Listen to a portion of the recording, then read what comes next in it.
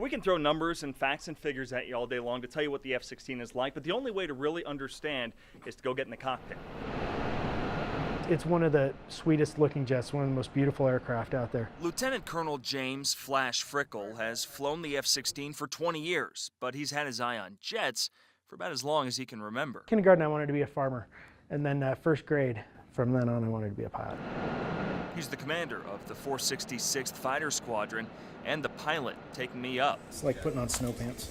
There's a pre-flight briefing. These are some puke bags, but I'll get you a Ziploc. It's a little better. Then climb into the jet.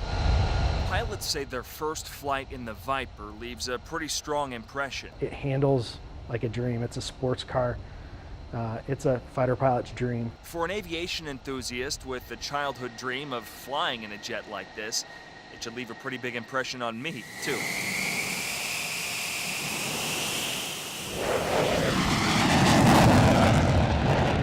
It's hard to describe that feeling. The Viper can take up to 9 Gs, but Flash didn't push it that high. Even so, that initial pull-up really sets the tone.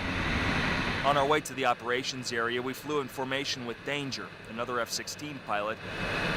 Then a couple of new F-35s formed up on our wing.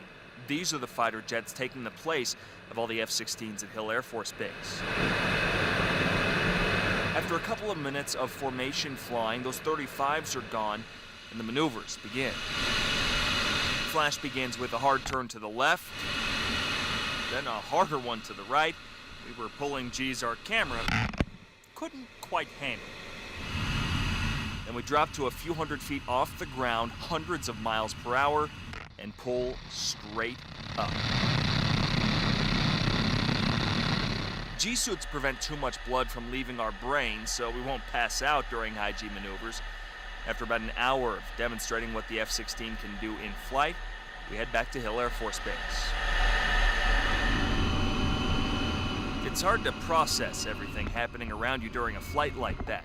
It's not really until after you're back on the ground that you can start to appreciate what you just experienced. One thing I do know is that bag came back empty. Back on the ground here inside Hill Air Force Base. It was an amazing ride. No puke in the bag, thankfully. Came down with a clean cockpit. We were pretty lucky because that was one of the last 2-seat F-16 rides here at Hill Air Force Base. All the F-16s will be down at Holloman Air Force Base in New Mexico by the end of the month. At Hill Air Force Base, Sean Moody, KSL 5 News.